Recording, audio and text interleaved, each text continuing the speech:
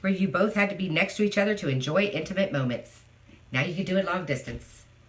The only downside to the Fuddy Duddy date is the Fuddy Duddy date. Nobody wants to conjure up mental images of their great aunt when they're purchasing one. So, the Nora allows you to connect your smartphone to your flashlight and your vibrator, okay, your dildo, and whoever's you're connected with on your phone gets to control it.